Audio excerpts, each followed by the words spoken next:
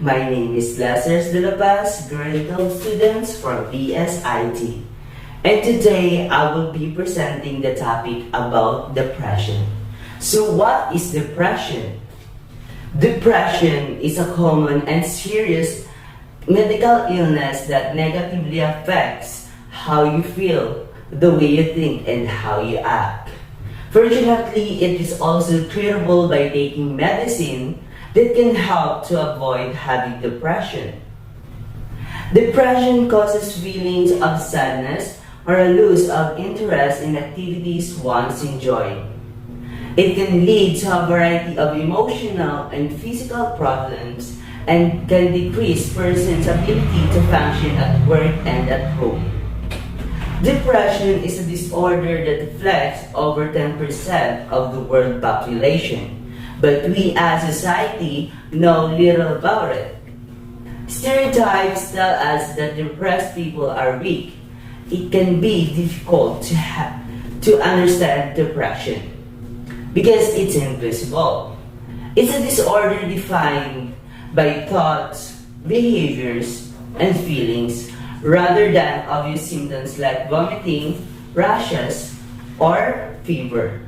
Depression is a disorder that affects over 10% of the world population, but we as society know little about it.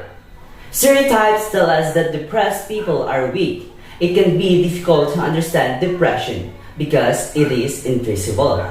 It's a disorder defined by thoughts, behaviors, and feelings rather than obvious symptoms like vomiting, rashes, or fever. Those who have experienced depression are all too familiar with comments from misguided friends such as snap out of it or just get up and do something. Even those with depression might have a hard time to understand what they are experiencing, and they often blame themselves for not being able to snap out of it. To understand what is depression really is, we need to talk about the symptoms. First of all, depression has a symptoms related to how someone feels. These symptoms include nearly constant feelings of sadness, anger, guilt, or hopeless. Next, there are symptoms related to behavior.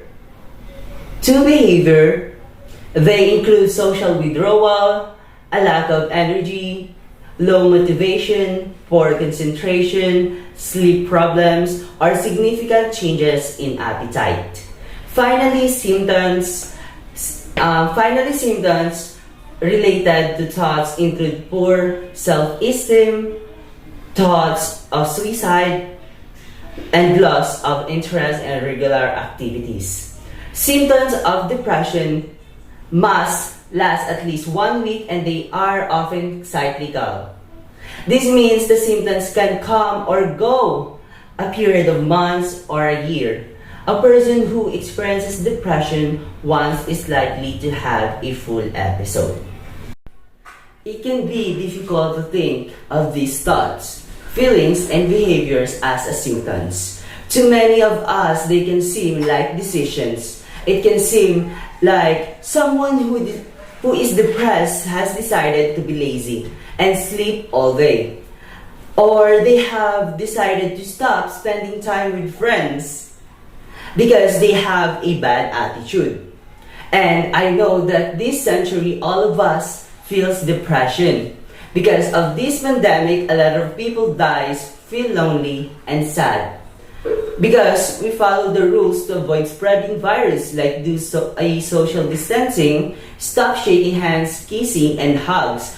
All of this used to communicate in our families, but with this situation, we cannot do that because of the rules that we need to follow. And we know that this is not just for us. It is also for every person around us. So, my only message to anyone who out there struggling or depressed, know that you are not alone.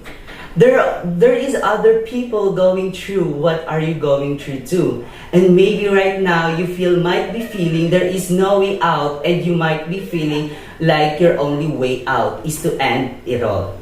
But by doing that, you are robbing yourself from the opportunity to find happiness and to realize how beautiful this life really is. When you feel depressed, give yourself a break, then continue. Don't lose hope and always pray and beg for our God. Look at the others who experiencing depression. They solve the problem being locked in depression because they think for the others who love them, and they think it is just a challenge and not to give up. Thank you, and that's all.